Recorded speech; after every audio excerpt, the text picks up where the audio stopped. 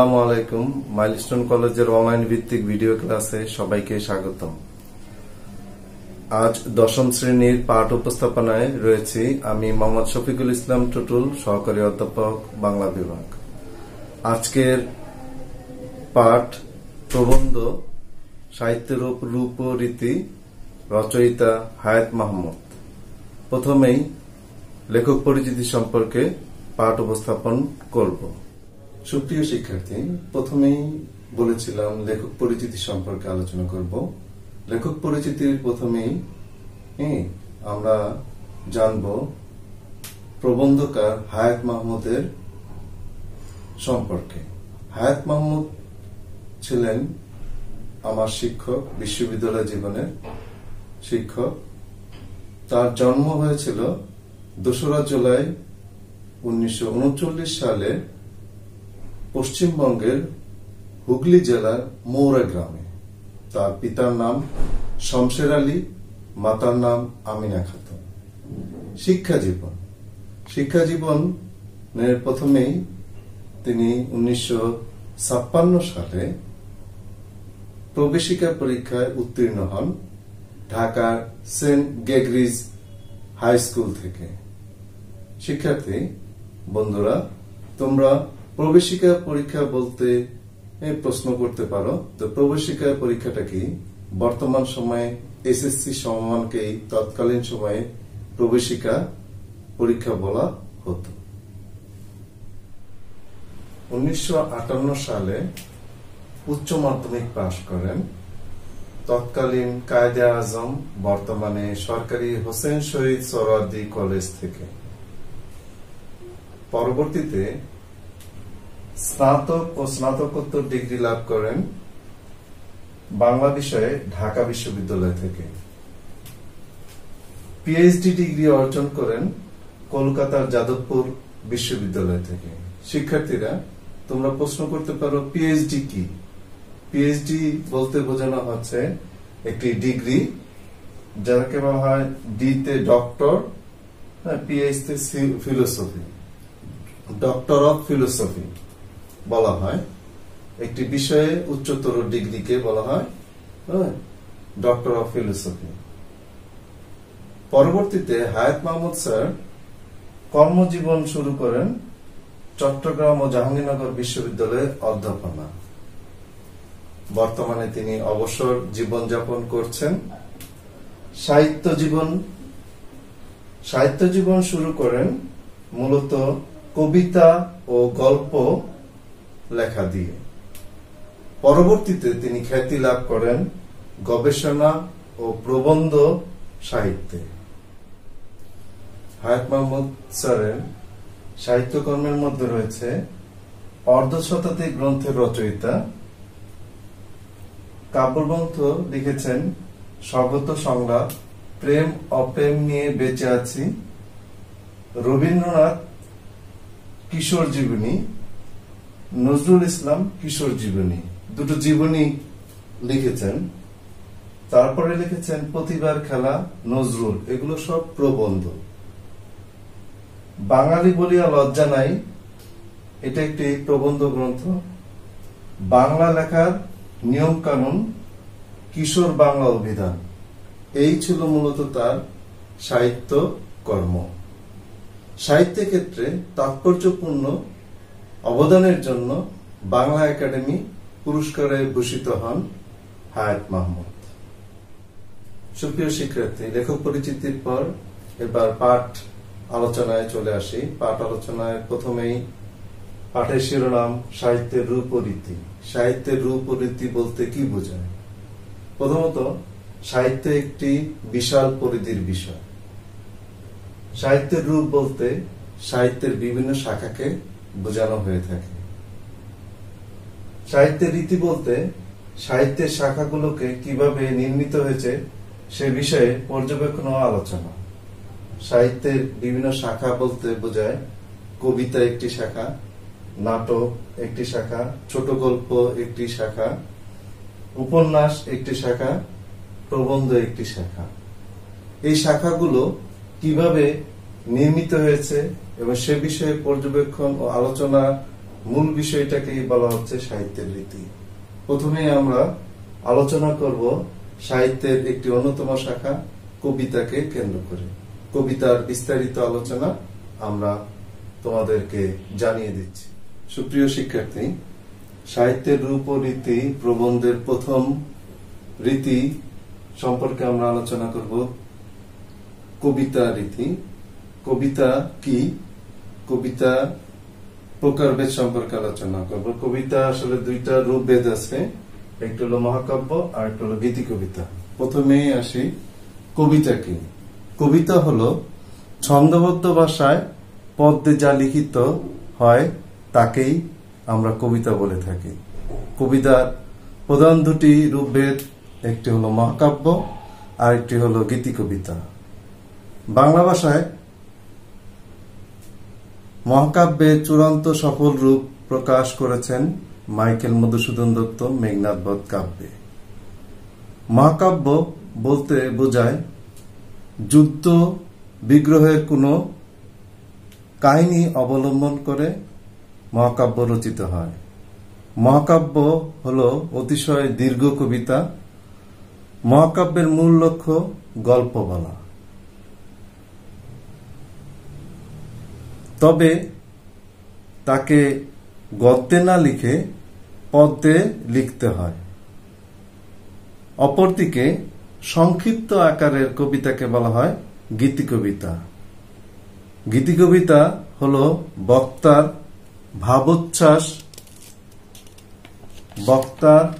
ভাবোচ্ছ্বাস পরিস্ফুটন মাত্রই যাহার উদ্দেশ্য, সেই কাব্যই গীতি কবিতা। অর্থাৎ গীতি কবিতায় কবির অনুভূতি প্রকাশ পায়, দীর্ঘকায় হয় না, এবং গীতি কবিতায় মূলত কবির নিজস্ব ভাবোচ্ছ্বাস প্রকাশিত হয় বলেই কবিতাটি কখনো কখনো দীর্ঘ হয়। গীতি কবিতার আদি নিদর্শন বলতে আমরা বুঝিয়ে থাকি যে বৈষ্ণব কবিতা বলি। গীতি কবিতার আদি নিদর্শন। এরপরে আমরা জানব গীতি কবিতাকে বিভিন্ন শ্রেণী বিভাগে অন্তর্ভুক্ত করা যায়, যেমন ভক্তিমূলক, স্বদেশপ্রীতিমূলক, প্রেমমূলক, প্রকৃতি বিষয়ক, চিন্তামূলক বা দর্শনাশ্রয়ী কবিতা। ভক্তিমূলক কবিতাগুলো হলো যেমন লিখেছেন রবীন্দ্রনাথ ঠাকুর, অতুল প্রসাদ সেন, রামপ্রসাদ, রজনীকান্ত এর রচনা। অপরদিকে স্বদেশপ্রীতিমূলক কবিতা লিখেছেন বঙ্কিমচন্দ্র চট্টোপাধ্যায়, বন্দে মাতরম, রবীন্দ্রনাথের অসংখ্য কবিতা। বাংলা কবিতায় বিশেষ দুটি ধারার জনক কাজী নজরুল ইসলাম ও জসিমউদ্দিন। একজন হলেন বিদ্রোহী কবি, অপরজন পল্লী কবি জসিমউদ্দিন। নজরুলের কবিতায় যে উদ্দীপ্ত এবং কর্মোদ্দীপনা, দৃঢ় ভাবের দেখা মেলে তা বাংলা সাহিত্যে পূর্বে দেখা যায়নি। জসিমউদ্দিনের নকশিকাতার মাঠ এবং সুজনবাদিয়ার ঘাট জাতীয় কবিতা বাংলা সাহিত্যে পূর্বে মেলেনি। এক্ষেত্রে তার অনুসারী নেই বললেই চলে। মূলত বাংলা সাহিত্যে মহাকাব্যের ধারায় দুটি মহাকাব্য রয়েছে, একটি হলো রামায়ণ আর একটি হলো মহাভারত। মহাভারত সম্পর্কে বলা হয়েছে যা নেই ভারতে তা নেই ভারতে, অর্থাৎ মহাভারতে যে কথাগুলো নেই ভারতবর্ষে সেগুলো ঘটেনি। অপরদিকে রামায়ণ সম্পর্কে, মহাকাব্য রামায়ণ সম্পর্কে বলা যায় যে পত্নী সীতাকে নিয়ে রাম বনবাসে যায়, সঙ্গে যায় তার কনিষ্ঠ ভ্রাতা লক্ষণ। সীতা পত্নীকে অপহরণ করে নিয়ে যায় লঙ্কায়। রাম এবং রাবণের যুদ্ধে রাম জয়লাভ করে। এই ছিল রামায়ণের কাহিনী। পরবর্তীতে আমরা আলোচনা করব সাহিত্যের আরেকটি রীতি নিয়ে। সাহিত্যের রূপরীতি প্রবন্ধের এ পর্যায়ে আমরা আলোচনা করব নাটক নিয়ে। বিশ্ব সাহিত্যে নাটক সর্বাপেক্ষা প্রাচীন। নাটক সেকালে পুস্তকাকারে প্রকাশিত হতো না বা ঘরাঘরে পঠিত হতো না, নাটক অভিনীত হতো। নাটকের লক্ষ্য সর্বকালের দর্শক সমাজ, যা সরাসরি সমাজকে ও পাঠক গোষ্ঠীকে প্রভাবিত করতে চায় এবং সক্ষম। সংস্কৃত আলোককারীগণ নাট্য সাহিত্যকে কাব্য সাহিত্যের মধ্যে গণ্য করেছেন। প্রাচীনকালে যে রকমই প্রথা ছিল, যেমন শেক্সপিয়র তার সকল নাটক, কবিতা রচনা করেছেন। সংস্কৃত আলঙ্কারিকদের মতে কাব্য দুই ধরনের, একটি হলো দৃশ্যকাব্য আর একটি হলো শ্রব্যকাব্য। নাটক প্রধানত দৃশ্যকাব্য, অর্থাৎ নাটকের অভিনয় মানুষজনকে দর্শন করানো সম্ভবপর না হলে নাট্য রচনার মূল উদ্দেশ্য ব্যর্থ হয়। আমরা নাটকের সচরাচর 5টি অঙ্ক বিভক্ত থাকে। তার একটি হলো প্রারম্ভ, আরেকটি প্রবাহ, উৎকর্ষ, গ্রন্থিমোচন, উপসংহার। কাহিনীর বিষয়বস্তু ও পরিণতির দিক থেকে বিচার করলে নাটক প্রধানত ট্র্যাজেডি, কমেডি, প্রহসন। ট্র্যাজেডি বলতে কি বোঝায়? ট্র্যাজেডি হলো গ্রিক দার্শনিক ও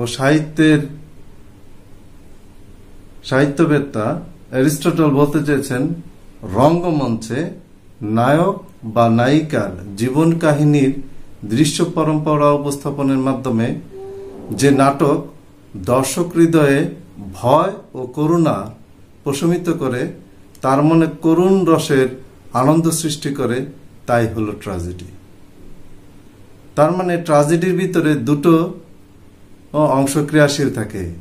এক, প্লট মানে নাটকের আখ্যান ভাগ, চরিত্র সৃষ্টি, সংলাপ, চিন্তা বা জীবন দর্শনের পরিস্ফুটন, মঞ্চায়ন, সমস্ত কিছুর সমন্বয়ে সুরসঙ্গতি, এই দুটো জিনিস ক্রিয়াশীল থাকে।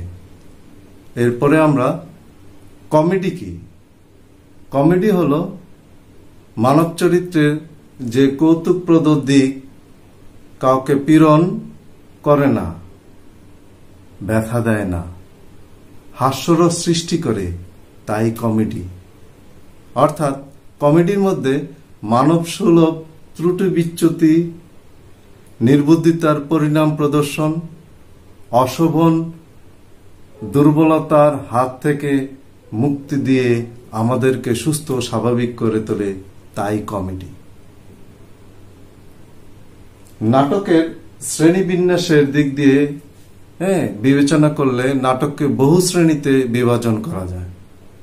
যেমন ধ্রুপদী বা ক্লাসিক্যাল, রোমান্টিক নাটক, কাব্যধর্মী নাটক, সামাজিক নাটক, চক্রান্তমূলক নাটক, ঐতিহাসিক নাটক, পৌরাণিক নাটক, প্রহসন। বাংলা সাহিত্যে বিশেষ করে বাংলা নাটকের ক্ষেত্রে প্রথম যুগান্তকারী প্রতিভা মাইকেল মধুসূদন দত্ত এবং দীনবন্ধু মিত্র। মাইকেলের লেখনীতে সর্বপ্রথম ট্র্যাজেডি, কমেডি বা প্রহসন সৃষ্টি হয়। পরবর্তীতে দীনবন্ধু মিত্র সামাজিক নাটক নিয়ে আসেন, তার নীলদর্পণ নাটক। এরপর দ্বিজেন্দ্রলাল রায় ঐতিহাসিক নাটক নিয়ে বাঙালি দর্শকদের হৃদয় জয় করে দেন, তার অন্যতম নাটক চন্দ্রগুপ্ত শাহজাহান। বাংলা নাটকের মোড় ঘুরিয়ে দেন বিশ্বকবি রবীন্দ্রনাথ ঠাকুর। তার রচিত নাটক রক্তকরবী, ডাকঘর, অরূপরতন প্রতীকধর্মী নাটক হিসেবে বাংলা সাহিত্যে কালজয়ী হয়ে রয়েছে। এরপরে আমরা বাংলা সাহিত্যের রূপরীতির একটি রূপ নিয়ে আলোচনা করব, ছোট গল্প। সাহিত্যের রূপ ও রীতি প্রবন্ধের এ পর্যায়ে রয়েছে ছোট গল্প।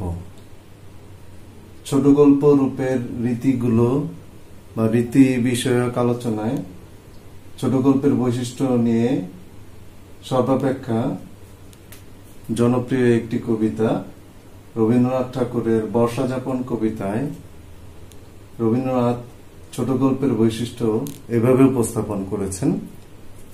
ছোট প্রাণ, ছোট ব্যথা, ছোট ছোট দুঃখ কথা, নিতান্তই সহজ সরল, সহস্র বিস্মৃতি রাশি, প্রত্যহ যেতেছে ভাসি, তারই দু চারটি অশ্রু জল। নাহি বর্ণনার ছটা, ঘটনার ঘনঘটা, নাহি তত্ত্ব, নাহি উপদেশ, অন্তরে অতৃপ্তি রবে, সাঙ্গ করি মনে হবে, শেষ হয়ে হইল না শেষ। অর্থাৎ শেষ হয়ে হইল না শেষ কথাটি খুব গুরুত্বপূর্ণ। এই কথার ভিতরেই বলে দেওয়া যায় যে ছোট গল্প কখনোই কাহিনীর ভিতরে ঘটনার শুরু থেকে শেষ পর্যন্ত বলে দেয় না, যেটা উপন্যাসের ক্ষেত্রে বলে দেয়। ছোট গল্প শব্দটি ব্যবহার হচ্ছে বিশেষ করে বাংলা সাহিত্যে 40-50 বছর আগে। তার পূর্বে শুধু গল্প বলা হতো। বড় আকারের গল্পকে বলা হতো উপন্যাসিকা। ছোট গল্প বলতে কোন ধরনের কাহিনীকে বোঝায়? বিশেষ করে ইংরেজি সাহিত্যের উদাহরণ অনুসারে বাংলায় ছোট গল্পের আবির্ভাব হয়েছে। বিশ্ববিখ্যাত মার্কিন ছোট গল্পকার এডগার অ্যালান পো বলেছেন, 1 ঘন্টা বা 2 ঘন্টার মধ্যে পড়ে ওঠা যায় এমন কাহিনী হলো ছোট গল্প। ইংরেজি ভাষায় পোকে বলা হয় ছোট গল্পের জনক। তিনিও একটি বর্ণনা দিয়েছেন ছোট গল্পের। In the whole composition there should be not word written of which tendency, direct or indirect, is not to the one pre-established design. Undue brevity is just a exceptional here as in the poem, but undue length is yet more to be avoided. অর্থাৎ বলাই বাহুল্য যে উপন্যাসে যেমন বিস্তারিত কাহিনীর বর্ণনা থাকে, ছোট গল্পের পরিধি ক্ষুদ্র হওয়ায় ঘটনার পুঙ্খানুপুঙ্খ উপস্থাপন সেখানে সম্ভব নয় এবং অপ্রয়োজনীয় বটে। সাহিত্য গবেষক শ্রীশচন্দ্র দাস যথার্থই বলেছেন, কিভাবে আসলে ছোট গল্প আকারে ছোট বলিয়াই ইহাতে জীবনের পূর্ণাবব আলোচনা থাকিতে পারে না। জীবনের খণ্ডাংশ লেখক যখন নিবিড় রস করিয়া ফুটাইতে পারেন তখন ইহা সার্থকতা।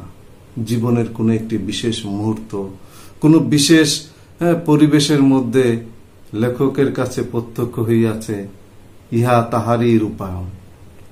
আকারে ছোট বলিয়া এখানে সমাবেশ বা বহুপাত্রপত্রের ভিড় সম্ভবপর নয়।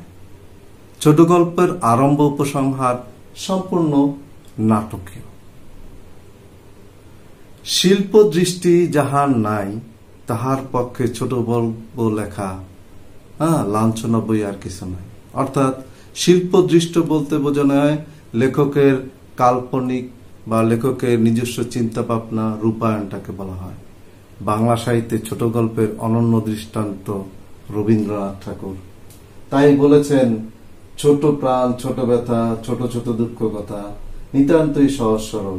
অর্থাৎ যে ছোট ছোট দুঃখ এবং ব্যথা নিয়ে ছোট গল্প কাহিনীটা গড়ে ওঠে।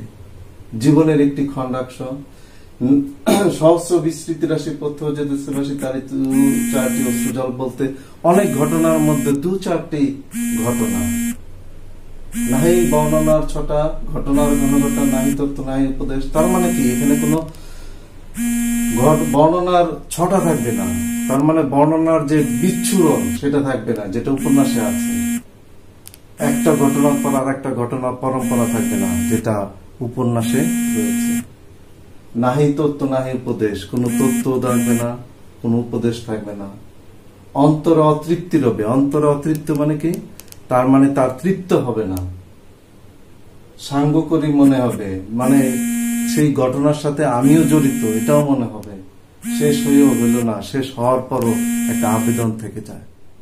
সুপ্রিয় শিক্ষার্থী বৃন্দ, এ পর্যায়ে সাহিত্যের রূপরীতি প্রবন্ধের সাহিত্যের শাখা প্রশাখার মধ্যে অন্যতম উপন্যাস, এই উপন্যাস নিয়ে আলোচনা করব। প্রথমে আসা যাক, উপন্যাস বলতে আমরা কি বুঝি।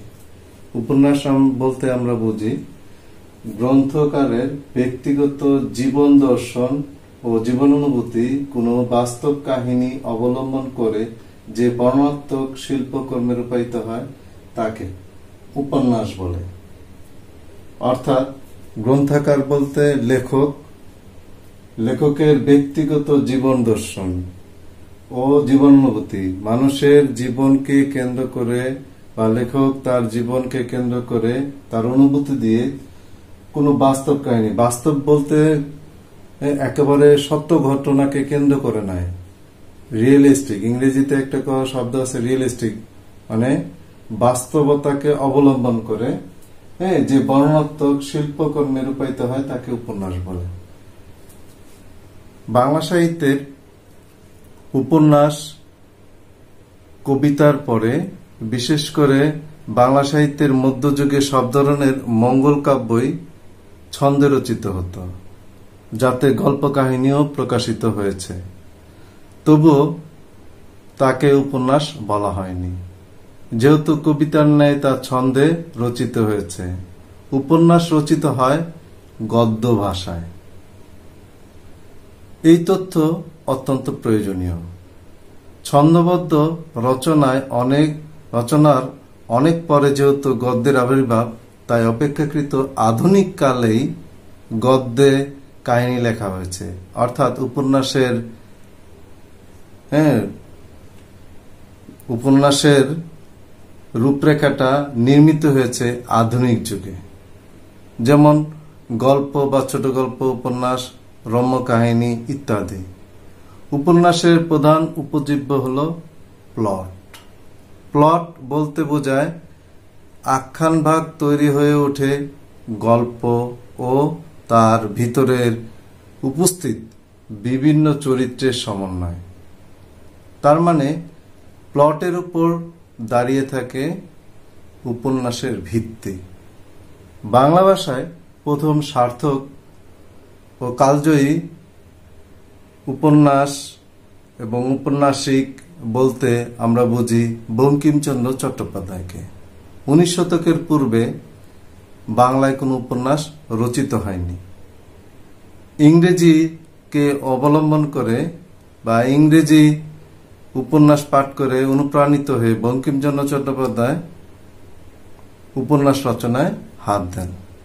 তার কপালকুণ্ডলা, বিষবৃক্ষ, চন্দ্রশেখর ইত্যাদি কালজয়ী উপন্যাস বা কালজয়ী কথা সাহিত্য। বঙ্কিমের পরে উপন্যাসিক বলতে আমরা প্রধানত বুঝি রবীন্দ্রনাথ ঠাকুর ও শরৎচন্দ্র চট্টোপাধ্যায়কে। বাংলা সাহিত্যের আধুনিক যুগে অবশ্য তারাশঙ্কর বন্দ্যোপাধ্যায়, বনফুল, সমরেশ বসু, শহীদুল্লাহ কায়সার, আবু ইসাক, মাহমুদুল হক, জ্যোতিপ্রকাশ দত্ত, হাসান আজিজুল হক প্রমুখ বিভিন্ন গল্পকার ও ঔপন্যাসিক খ্যাতি অর্জন করেছেন। উপন্যাস বহু ধরনের হতে পারে। ঐতিহাসিক উপন্যাস হতে পারে, সামাজিক উপন্যাস হতে পারে, কাব্যধর্মী উপন্যাস হতে, ডিটেকটিভ উপন্যাস, মনোবিশ্লেষণ ধর্মী উপন্যাস। ঐতিহাসিক উপন্যাস বলতে বোঝানো হয়েছে ইতিহাসকে কেন্দ্র করে। সামাজিক উপন্যাস বলতে বোঝায় সমাজকে কেন্দ্র করে। কাব্যধর্মী উপন্যাস বলতে যে উপন্যাসে কাব্যের রূপটা পরিগ্রহ করে। ডিটেকটিভ উপন্যাস বলতে বোঝায় গোয়েন্দা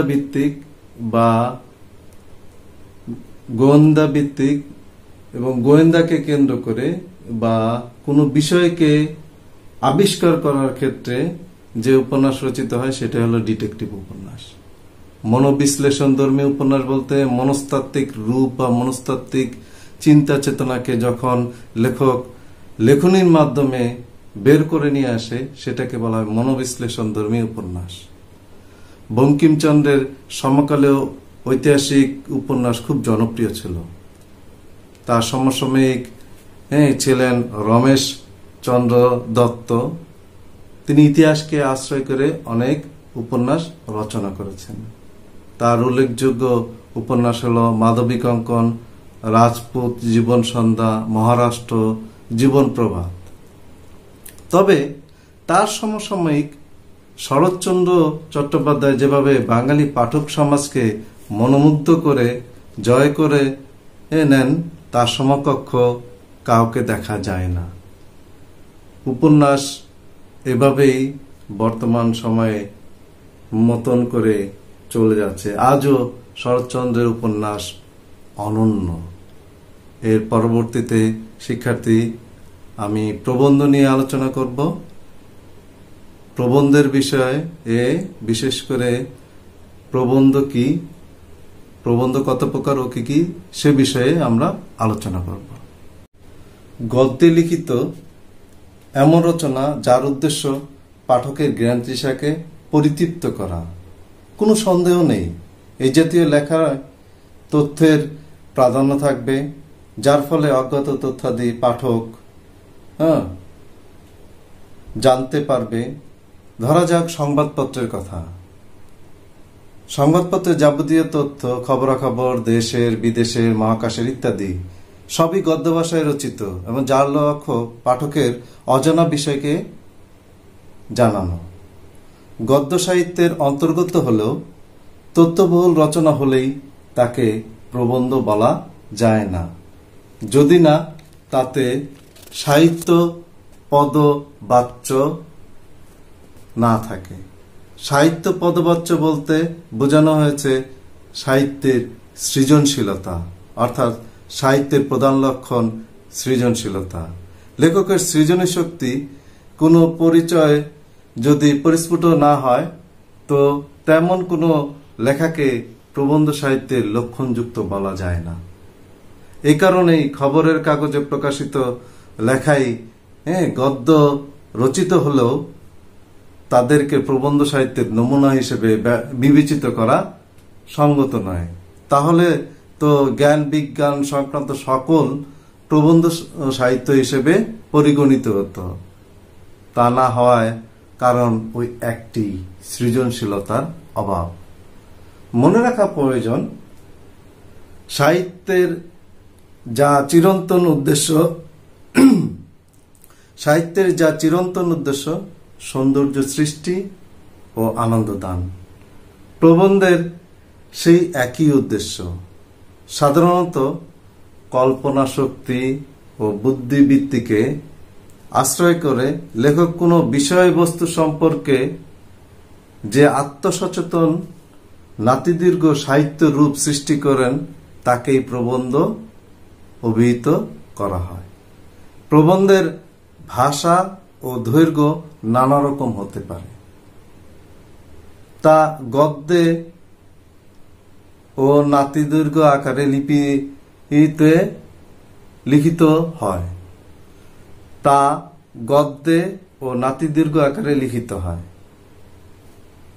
প্রবন্ধ কি সে বিষয়ে আমি সংজ্ঞাটি আবার বলে দিচ্ছি এরকম।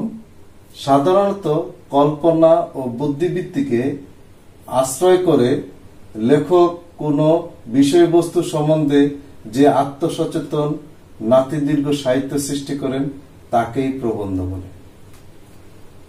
প্রবন্ধের প্রকারভেদ। প্রবন্ধের দুটি মুখ্য শ্রেণী বিভাগ রয়েছে।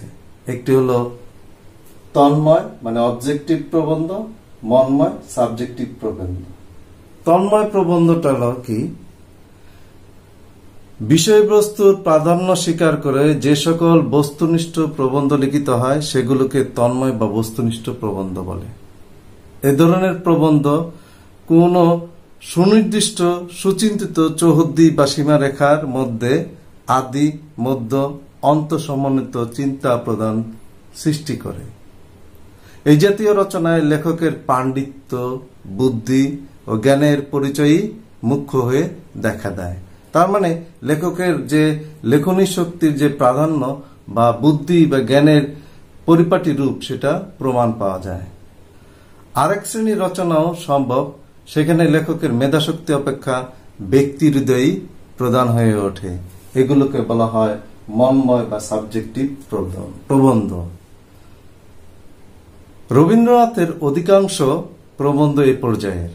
ফরাসি ভাষায় বেল্লতর বলে একটি শব্দ আছে। হ্যাঁ, ইংরেজিতেও বেল্লতরও বলে। বাংলায় এর কোনো অর্থ নেই। হ্যাঁ, বাংলায় বলা যেতে পারে চারুকথন। চারুকথন তার মানে বেল শব্দের অর্থ হলো সুন্দর, চমৎকার, আর লেতর শব্দের অর্থ হলো অক্ষর। বেল্লতর মন্ময় প্রবন্ধের উৎকৃষ্ট উদাহরণ। রবীন্দ্রনাথের বিচিত্র প্রবন্ধ বইটি রচনাই এ জাতের মন্ময় প্রবন্ধের পর্যায়ভুক্ত। অনেকে এ ধরনের লেখাকে ব্যক্তিগত প্রবন্ধ বলে পক্ষপাতী। আরেকটি নাম রয়েছে, সেটা অনেকদিন যাবৎ ব্যক্তিগত প্রবন্ধ বোঝাতে চালু ছিল, সেটা হলো রম্য রচনা। রম্য রচনা শব্দদ্বয় এর রম্য শব্দের ভিতর এমন ইঙ্গিত রয়েছে যে লেখাটি সিরিয়াস বা গুরুগম্ভীর নিয়ে নয়, অথচ রম্য রচনার বিষয় খুবই গুরুগম্ভীর হতে পারে, কিন্তু প্রকাশভঙ্গি ও ভাষা গুরুগম্ভীর হলে চলবে না। বাংলা ভাষায় রচিত প্রবন্ধ সাহিত্য আয়তনে বিশাল, গুণগত মানে অতি উত্তম, যা সুদূর রাজা রামমোহন থেকে শুরু করে অদ্যাবধি তার প্রভাবমানতা কখনো ব্যাহত বা বাধাপ্রাপ্ত হয়নি। সুপ্রিয় শিক্ষার্থী বন্ধুরা, এতক্ষণ ধরে সাহিত্যের বিভিন্ন রূপ ও রীতির সংজ্ঞা এবং বৈশিষ্ট্য নিয়ে আমি আলোচনা করেছি। সাহিত্যের রূপ ও রীতি প্রবন্ধ থেকে মূলত অনুধাবনমূলক প্রশ্ন এরকম হয়ে থাকে, বিভিন্ন প্রকার বা সাহিত্যের বিভিন্ন শাখার সংজ্ঞা দাও অথবা ব্যাখ্যা করো। যেমনটি কবিতা কাকে বলে বা কবিতার সংজ্ঞা দাও, নাটক কাকে বলে নাটকের সংজ্ঞা দাও, ট্র্যাজেডি কাকে বলে, কমেডি কাকে বলে। এই বিষয়গুলো মূলত অনুধাবনমূলক প্রশ্ন হয়ে থাকে। আরো একটি বিষয় যেটি প্রাধান্য হয়ে দেখা দেয়, যে বিশেষ করে সাহিত্যের রূপরীতি প্রবন্ধের কবিতা অংশের মধ্যে তোমাদের একটি লাইন আছে, যা নেই ভারতে তা নেই ভারতে। এই লাইনটি ব্যাখ্যা করো। অর্থাৎ ভারতে যে মহাভারতে যে বিষয়টি ঘটেনি তা ভারতেও ঘটেনি, এই কথাটি মূলত বোঝানো হয়েছে। এর পরিপ্রেক্ষিতে আরেকটি বিষয়ে চলে আসে যে সাহিত্যের প্রধান লক্ষণ সৃজনশীলতা, ব্যাখ্যা করো। এ ধরনের অনুধাবনমূলক প্রশ্ন হতে পারে। সর্বোপরি জ্ঞানমূলক প্রশ্ন পুরো বইটির প্রতিটি লাইন থেকেই জ্ঞানমূলক প্রশ্ন হয়ে থাকে। বিভিন্ন সাহিত্যিকের নাম, সাহিত্য গ্রন্থের রচনার নাম, এই ধরনের বা সাহিত্যিকের নাটকের নাম, নাট্যকারের নাম, প্রবন্ধ রচয়িতার নাম, বিভিন্ন গ্রন্থের নাম দেওয়া থাকবে। এই ধরনের জ্ঞানমূলক হয়ে থাকে, শব্দার্থ থেকে জ্ঞানমূলক প্রশ্ন হয়ে থাকে। এই বিষয়গুলোর প্রতি লক্ষ্য রাখলে সাহিত্যের রূপরীতি প্রবন্ধ তোমার জন্য সহজ এবং সুদূর প্রসারী হবে। আজ এই পর্যন্তই। সকলকে আগামী ক্লাস দেখার শুভেচ্ছা জানিয়ে আমি বিদায় নিচ্ছি। আল্লাহ হাফেজ, ভালো থেকো। সুস্থ থাকো। ধন্যবাদ সবাইকে।